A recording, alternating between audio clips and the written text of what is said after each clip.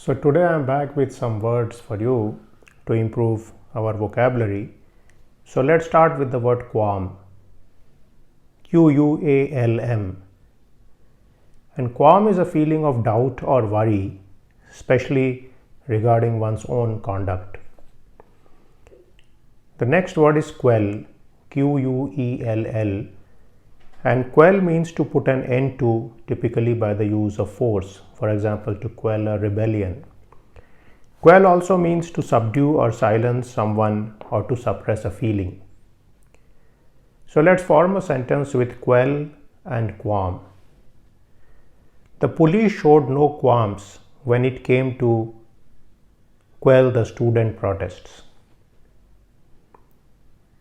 The next word is pacify.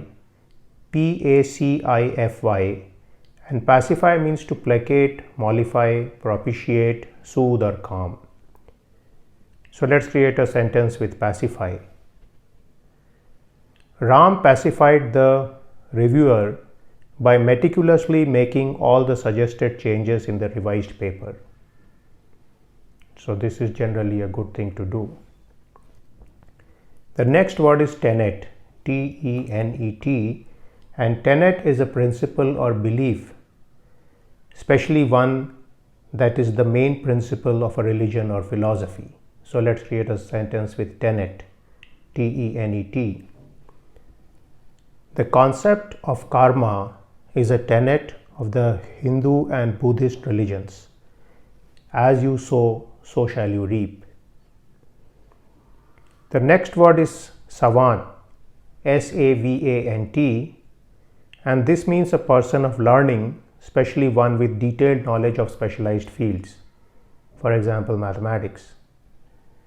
Now, savant is also used in the context of a person who may have various social problems, but who may be very good in some skills such as music or mathematics. And this is often there for people who have certain problems. So again, savant can be used in a positive sense also to bring out the fact that a person is an expert in one thing. The next word is soliloquy. That's Soliloquy.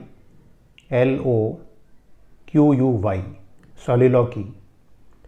And this is the act of speaking one's thought loudly by oneself, especially by a character in a drama or play.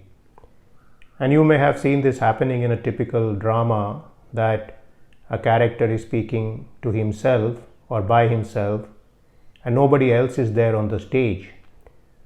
But the aim of this particular monologue is to make sure that the people who are sitting in the room, they know what's going on. So that's a soliloquy. So let's create a sentence with these two words, savant and soliloquy. As Rashmi sat in her daughter's room listening to her daughter's soliloquy in Sanskrit, she began to wonder if she was a savant or if she was possessed by preternatural forces. The next word I have is syntax, and this is the putting together of words and phrases to create well-formed sentences in a language. And this could be a typical language we use for communication, such as English, French, Bengali, or it could be a computer language. So let's put a sentence for this word. The Pascal programming language was developed with superb syntax, since one of its aim was to teach programming. Probably it was too perfect to succeed in the real world. The next word I have is dilettante. Dilettate. And dilettante is a person who cultivates a field of knowledge, such as the arts, without really going deep into it or without any real commitment. So let's create a sentence with dilettante. John was a dilettante in matters of art, though he frequented various art museums to show his interest in the subject.